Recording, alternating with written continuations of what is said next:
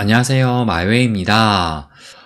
보시는 것처럼 또 전반적인 이 암호화폐 시장이 붉게 물들어 가면서 특히 이 비트코인 같은 경우가 7만 달러가 채차 또 무너진 다음에 이제 직전 정고점인 69K까지 또 하락을 하고 말았습니다. 그러면서 이제 이 알트코인들은 이 비트보다도 조금 더 낙폭을 키우고 있으면서 몇몇 코인들은 또 이렇게 짙은 붉은색을 보일 정도로 좀 더 그 낙폭을 또 보이고 있는 상황이에요. 그렇다면 왜 이렇게 이런 하락이 좀 더 나오게 됐을까? 그것을 한번 좀 살펴보게 된다면 이것을 보시게 되면 본격적인 하락이 나온 것이 이제 어제 저녁 한 10시가 좀 지난 그 시점인데 그런데 이런 하락이 나오기 직전에 보시는 것처럼 이렇게 비트코인이 갑자기 이렇게 상승을 좀 하면서 이 가격은 71.7K까지 또 터치를 했는데 그런데 그 이후로 정말 진짜 이 다이나믹한 무빙을 보여줬던 것이 상승을 한 직후 바로 또 이런 급락이 나왔던 거예요. 그렇다면 왜 이 같은 갑작스런 이런 무빙이 나왔을까? 그것을 한번 좀 보여드리면 이 기사를 한번 좀 보여드릴게요. 그러니까 10시 46분에 이 비트코인이 7만 달러 아래로 떨어졌다라는 소식이 나오면서 곧바로 보시는 것처럼 10시 49분이니까 아마 이 하락의 원인이 여기에 있다라고 볼 수가 있는데 근데 보시는 것처럼 어떤 기사였냐면 미 법원이 코인베이스의 SEC 소송에 대해서 기각 신청을 한 것을 거부를 했다라는 이런 소식이 나왔던 겁니다. 그러니까 뭐 여러분도 아시다시피 이 SEC가 코인베이스한테 너희들은 미등록 증권을 제공했다라고 해가지고 이 소송을 신청을 했었는데 근데 이제 코인베이스는 우리는 이런 미등록 증권을 취급을 하지 않았다. 그래서 이 소송 자체를 아예 무효를 해달라라고 이렇게 기각 신청을 했던 것인데 그런데 이제 그거에 대해서 이 미 법원이 거부를 내렸던 겁니다. 그래서 이에 따라서 여기 보시는 것처럼 이 SEC가 제기한 소송이 기각되지 않고 이제 앞으로 계속 진행이 되게 됐는데 그래서 이 소식이 나온 직후에 보시는 것처럼 이렇게 급락이 나왔다라고 또 생각을 할 수가 있을 거예요. 그렇다면 이것이 진짜 악재가 될 수 있을까? 또 그것이 중요하리라고 생각을 합니다. 그럼 저의 생각을 또 말씀을 드리면 그래서 제가 요게 나오자마자 바로 또 요것을 제가 보여드리기도 했었는데 요것은 지난 2월 달에 또 나온 기사입니다. 그래서 이 코인베이스의 CEO 그러니까 최고 법률 책임자가 뭐라고 얘기했었냐면은 미국 법원이 심리에서 이 SEC와의 소송을 기각하지 않고 정식 재판에 회부할 가능성이 높다라는 것을 이미 알고 있다라고 얘기를 하면서 하지만 시간이 오래 걸려도 상관이 없다. 필요할 경우 우리는 항소법원을 거쳐 대법원까지 싸움을 계속할 의지가 있다라고 얘기를 했습니다. 그러니까 이 얘기는 이미 이 코인베이스는 자기네들이 비록 이 소송을 좀 무효화해달라고 기각 신청을 하긴 했지만 이것이 법원에서 승인되지 않고 거부될 가능성이 이미 높다라는 것을 알고 있었다라는 거예요. 그래서 아마 이 코인베이스는 앞으로 소송이 진행이 될 거라는 것을 준비를 하기 위해서 어떻게 보면 좀 시간을 버는 그러니까 이런 기각 신청을 함으로써 좀 시간을 벌면서 좀 더 철저하게 이런 소송에 대비하지 않았을까라는 좀 생각이 들고 그래서 결국에는 이 법원이 이 소송 기각을 거부를 하긴 했지만 이것은 예상된 흐름이었던 것이고 그렇기 때문에 이 예상된 흐름이 진짜 악재가 될 가능성은 저는 전혀 없다라고 또 생각을 해요. 그리고 진짜 악재는 이렇게 예상을 한 곳에서 나온다라기보다는 전혀 예상치 못한 곳에서 이 악재가 터지기 때문에 지금은 뭐 이것이 하락의 원인이라고 제가 말씀드리지 않고 제가 여기 보시는 것처럼 여기죠. 하락의 원인이 아니라 하락의 재료로 쓰였다라고 생각을 합니다. 그래서 지금의 하락도 뭐 제가 계속 말씀드리고 있지만 이때 2017년 3월에도 이때 보시는 것처럼 정고를 돌파를 하고 약 10일간의 지지 테스트를 받고 나서 이런 큰 상승이 나왔었는데 이런 흐름이 지금도 계속 되고 있다라고 저는 생각을 합니다. 그래서 여전히 지금도 이 지지 테스트를 받는 그 과정 속에 있기 때문에 이런 약세 흐름이 좀 지속된다라고 볼 수가 있는 것이고, 그리고 또 하나 좀 신기한 것은 뭐 우연일 수도 있겠지만 보시는 것처럼 이때 흐름과 지금과의 흐름이 상당히 좀 비슷하다라고 볼 수 있는 것이, 이 빨간색 박스를 보시면 전고를 돌파한 다음에 그 다음에는 이렇게 도치 캔들이 나왔고, 그 다음에는 이런 소폭의 하락으로 마감을 했었어요. 그런데 현재 흐름이 어떠냐면은 마찬가지로 이 빨간색 박스권을 보시면 전고를 돌파를 한 다음에 또 그 다음 날에는 도치 캔들로 마감을 했고, 또 그 다음 날, 그러니까 어제죠.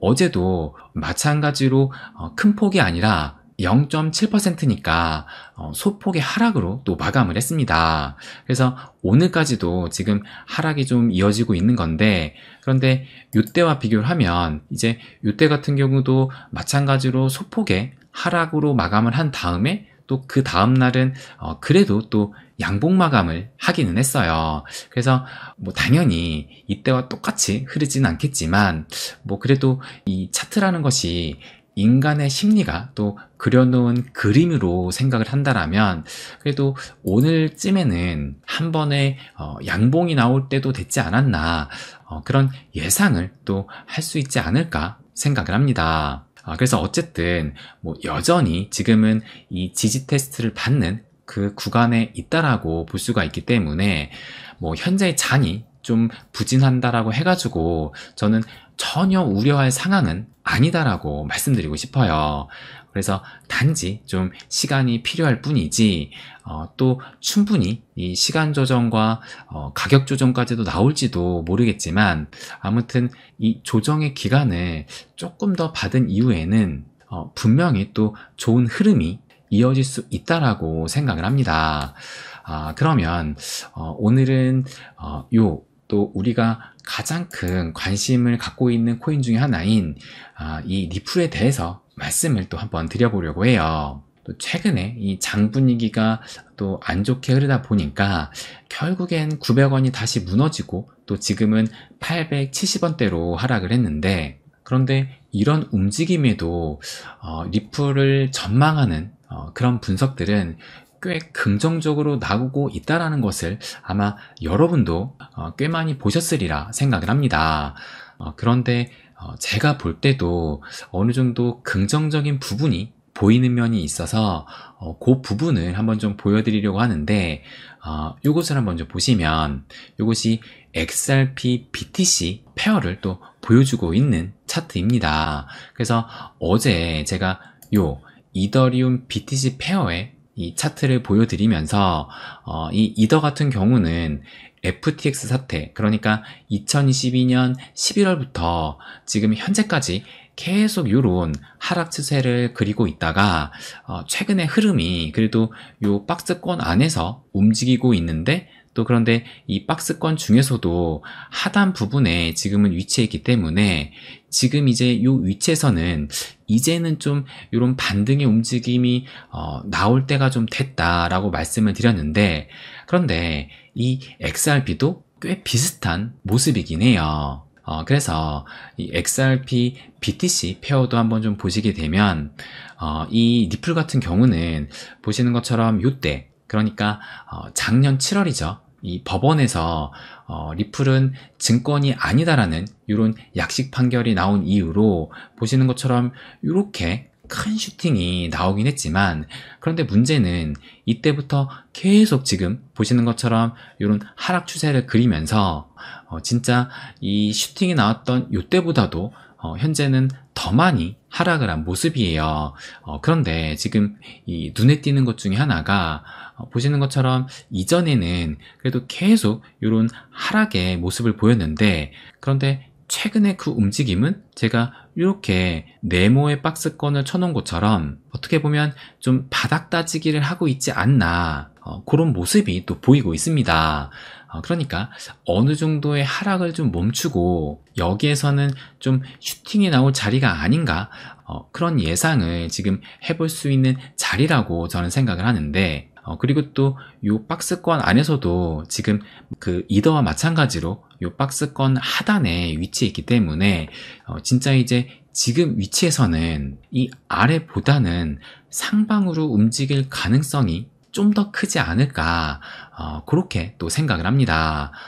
왜 그러냐면 지난 패턴을 한번 좀 살펴본다면 보시는 것처럼 이때도 마찬가지로 이렇게 하락을 한 다음에 어느 정도의 바닥 따지기가 있은 이유로 이런 큰 슈팅이 나오기도 했었고, 그리고 이전에도 한번 좀 본다라면 이때도 보시는 것처럼 이런 큰 슈팅이 나오기 직전에 어느 정도의 바닥 따지기가 있었다라는 것을 알 수가 있어요. 그리고 또 이전에도 쭉 한번 좀 보시게 되면 지금 제가 이렇게 네 군데에 표시를 해놨는데 전부 다 이렇게 슈팅이 나오기 직전에 그때 움직임이 어느 정도 이 바닥 따지기를 한 이후에, 이때도 마찬가지죠. 그 이후에 이런 슈팅들이 나왔다라는 것을 또 알 수가 있습니다.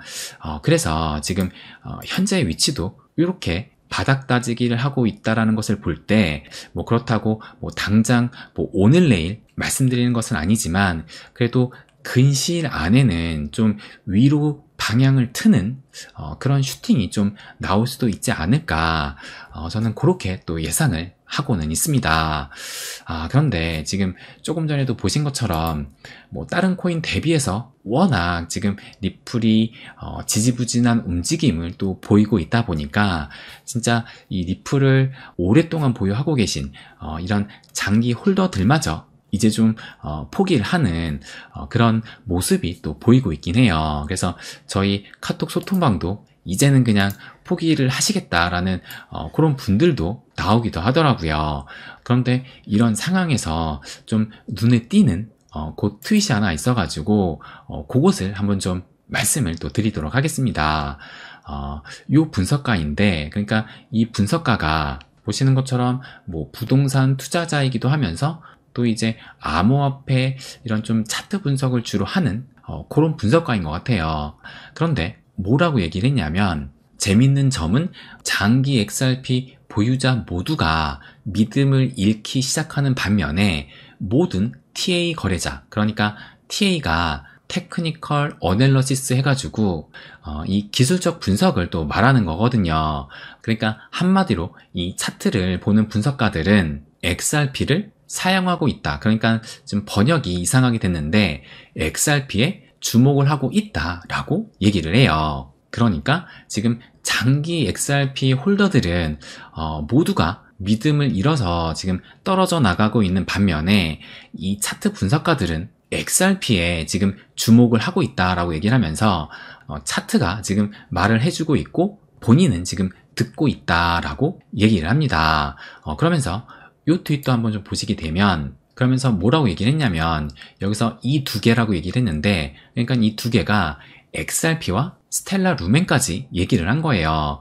그러면서 이 두 개가 더 높은 저점과 더 낮은 고점으로 통합되고 있다. 그러니까 수렴하고 있다라고 얘기를 하면서 이는 대칭 삼각형 패턴을 형성을 합니다. 라고 얘기를 했어요.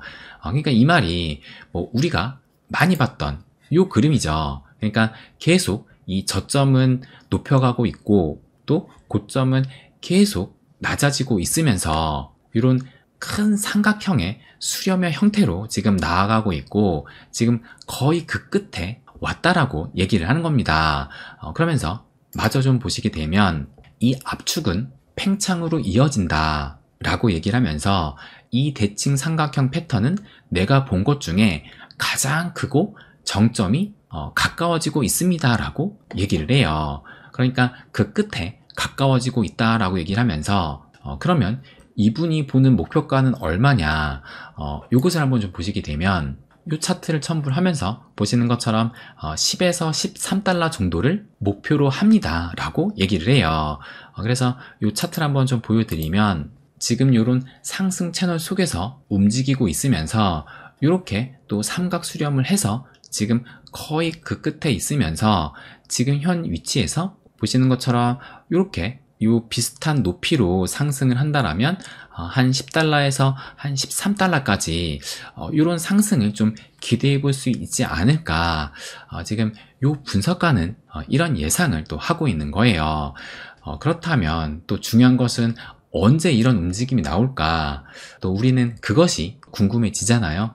그런데 뭐 그거에 대해서는 이 분석가가 따로 언급을 한 건 없지만, 그런데 며칠 전에 요걸 좀 보시게 되면, 그러니까 3월 26일이니까 한 이틀 전에 요런 트윗도 함께 올렸었는데, 뭐라고 얘기를 했냐면, 이 암호화폐가 다음 달에는 더 나은 성과를 낼 것으로 기대를 합니다 라고 얘기를 하면서, 어떤 코인을 말했냐면, 보시는 것처럼 XRP, 도지코인, 라이트코인, 스텔라 루멘, 플레어 코인까지 이렇게 5개 코인을 다음 달, 그러니까 4월 달에 더 좋은 성과를 낼 것으로 기대를 한다라고 얘기를 했어요. 그래서 제가 며칠 전에도 다른 분석가의 분석을 소개해드리기도 했었는데, 그런데 공통점으로 지금 보시게 되면 이번 달보다는 다음 달 이후에 좀 괜찮은 움직임이 나올 수 있다라고 바라보고 있는 거예요.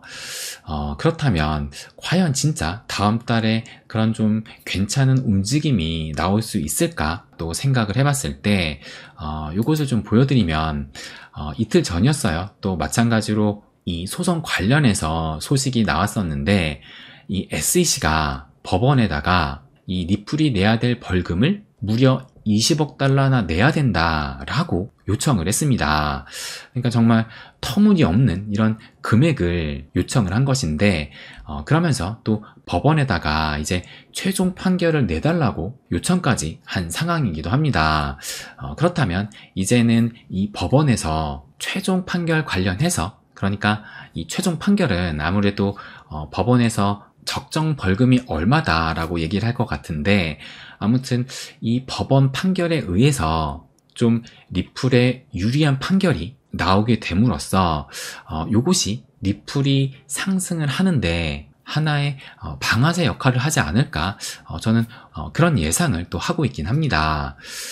그런데 제가 지금까지 계속 말씀을 드리기도 했지만, 저는 설령 뭐 다음 달에 슈팅이 나온다 하더라도 뭐 갑자기 뭐 한 방에 뭐 10달러까지 가는 과연 그런 상승이 나올까? 뭐 그렇게 큰 기대는 하고 있진 않아요. 왜냐하면 또 의도적으로 그런 걸 수도 있는데, 그러니까 너무 큰 기대를 하다 보면 아무래도 또 큰 실망을 하게 되기 때문에, 그냥 4월 정도에 슈팅이 나온다 하더라도 큰 상승이라기보다는 어느 정도 그 발사대를 높여가는 차원에서 그 상승이 나온다라고 좀 보고 있지, 진짜 큰 상승은 개인적으로는 시장이 진짜 크게 좀 달아올랐을 때, 그래서 지난 패턴과 비슷하게 거의 그 상승장 마무리쯤에 이 세력의 마지막 탈출구로 그때 진짜 비로소 큰 상승이 나오지 않을까, 저는 여전히 좀 그렇게 바라보고 있긴 합니다. 그래서 여러분도 제가 비록 뭐 이런 분석가들의 이런 전망을 또 말씀드리긴 하지만, 그렇다고 너무 큰 기대보다는 하나의 참고 정도로만 좀 생각을 하시는 것이, 그것이 오히려 내가 이 리플을 홀딩을 하는데 큰 실망 없이 더 오래 가져갈 수 있는데 도움이 된다라고 생각을 합니다. 그래서 최근에 또 이 리플이 지지부진한 모습을 보이고 있지만, 뭐 우리가 정확한 그 시점을 모를 뿐이지 분명히 또 반전의 움직임이 나올 수 있다라는 것을 마지막으로 말씀을 또 드리고 싶습니다. 네, 그럼 오늘은 여기까지 하겠습니다. 항상 제 이야기 끝까지 들어주셔서 감사드립니다. 부자가 되는 길, My Way.